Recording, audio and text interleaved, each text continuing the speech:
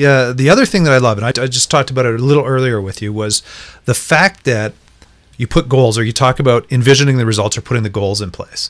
And I am such a big fan of people putting goals in place, just because of the fact that without a goal, I mean, you just meander, right? Sure.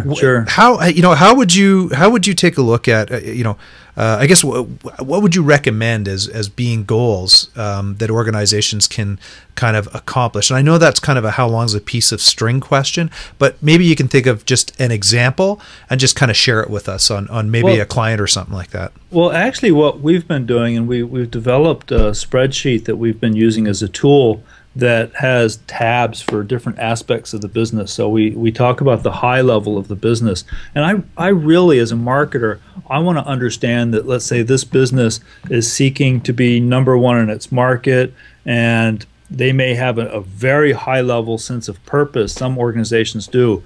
So, Coke is really about creating a happier world. There's a lot of things like that are very critical, even though they're soft and fuzzy.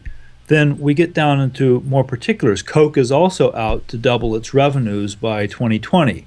That's important to know. So those are very high-level business objectives, and we try to map out as many of those as we can. Some organizations are using Net Promoter Score. We want to know that. Any aspect that's a high-level business goal, we want to understand. Gotcha. Then we go into more generic marketing or even web metrics. We want to talk about web traffic, bounce rate, engagement rate, or things on the blog. Then we can actually bring it down to a particular platform. We can also have an influencer campaign. Let's say we want to be having conversations with 50 high-level influencers in our industry. How can we map that? What do we call a high level? We can grade our influencers on a scale of 1 to 10. We can also grade the level of interactions we have. If Chris Brogan retweets me today, Chris is very influential in online marketing. Fabulous. Thanks, Chris.